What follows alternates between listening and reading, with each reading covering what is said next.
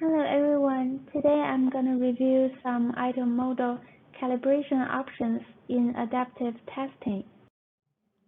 Adaptive testing is an assessment method that sequentially selects items from the item pool to match the performance of an examinee during the administration of a test. For example, if one examinee performed very well on the administered previous items, then the computer will choose more difficult items to better match the ability of the current examinee. And this individualized test can improve the accuracy and efficiency of tests. But we have a challenge with the adaptive testing because it requires large item pools to further flexibility in test administration while avoiding overexposure of the items. Automatic item generation can alleviate the pressure of item development, and starting from a parent model and given a well-specified set of rules, the computer can generate a large pool of items in a short time, which is cheaper. And the generated items, we call it simulants, they are similar, but they are usually not identical in terms of the item characteristics. If they have identical item parameters as the parent item, then everything is much easier. The only thing we need to do is borrow the item parameters from the parent model and use it as known value for the simulants.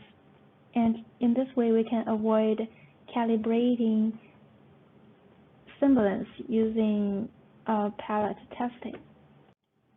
We call the whole thing as a family.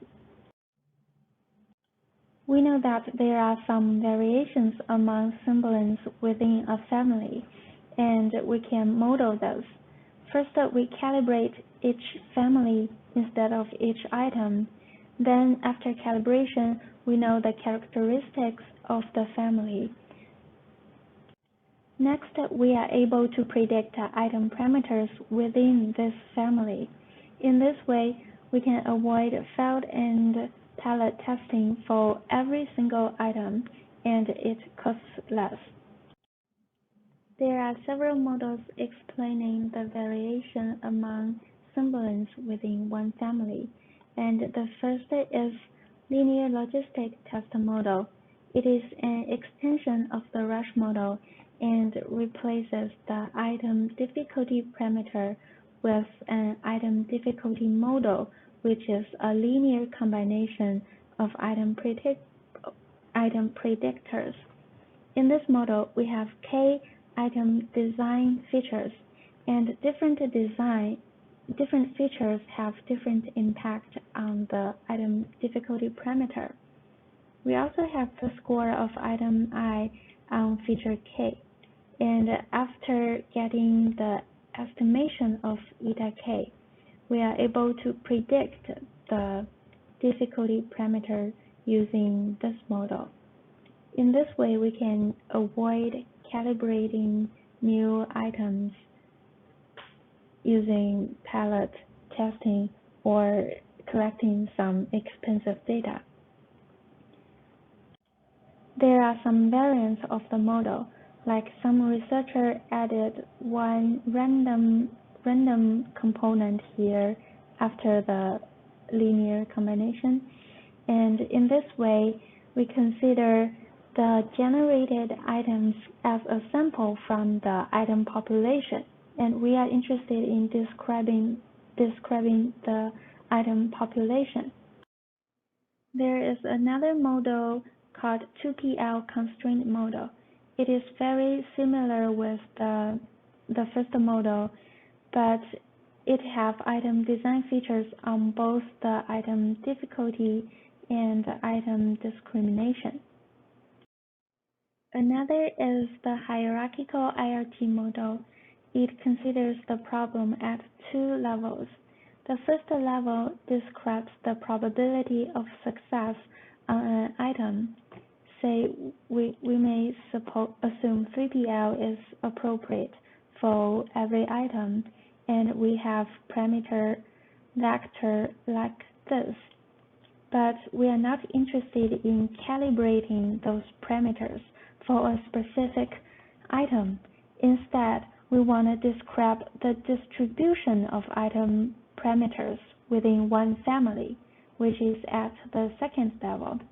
We may assume the parameters have a multivariate normal distribution with some mu and sigma. And then the purpose is to estimate the hyperparameters mu and sigma for each family. To achieve this, we have two ways.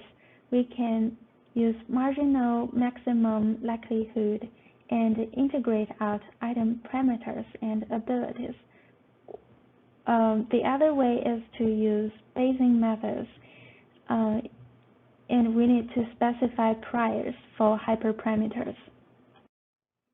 We mentioned that we are interested in the whole family during the calibration, and our purpose is not to obtain the item parameters for every item.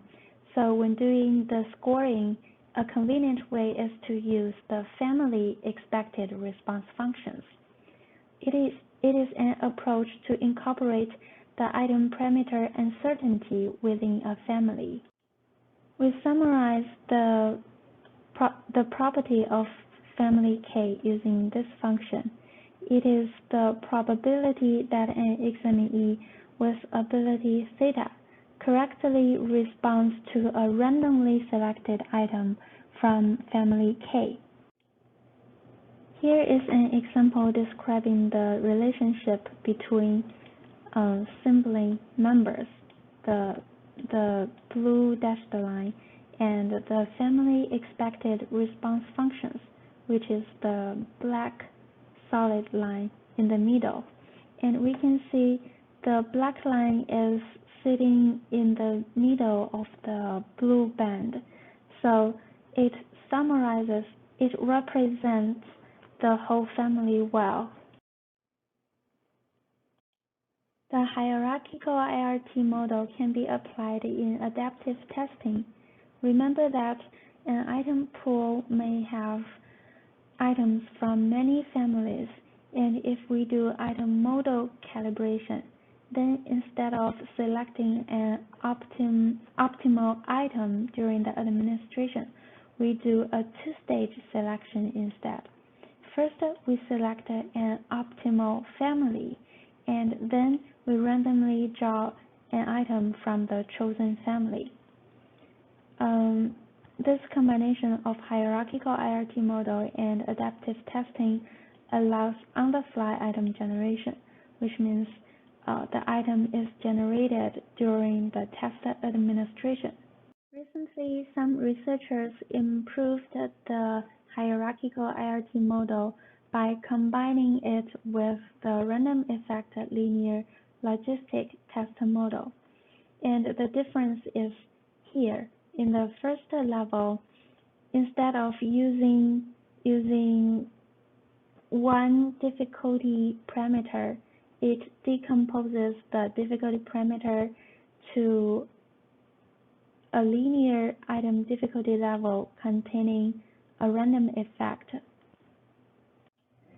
In this way, we can take into account some covariates. The second level notation changed accordingly. Finally, in the context of adaptive testing, we also need to consider the item pool characteristics when comparing possible calibration options. If we have a pool with moderate within family variation, and we can observe the hierarchical structure very well, it has 5 families, then using the hierarchical IRT model may be appropriate.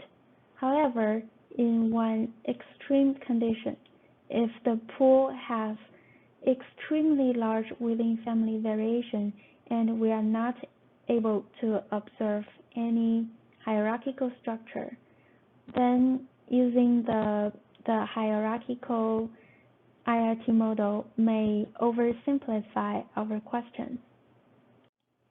On the other hand, if we have a very simple and nice pool with no within-family variation, we have 5 points here, and all the items in one family share the same item parameters, then we don't need to consider the within-family variation. We just fit a simpler model. That is enough. So we need to consider the realistic aspect when choosing an appropriate calibration option. That's it. Thank you.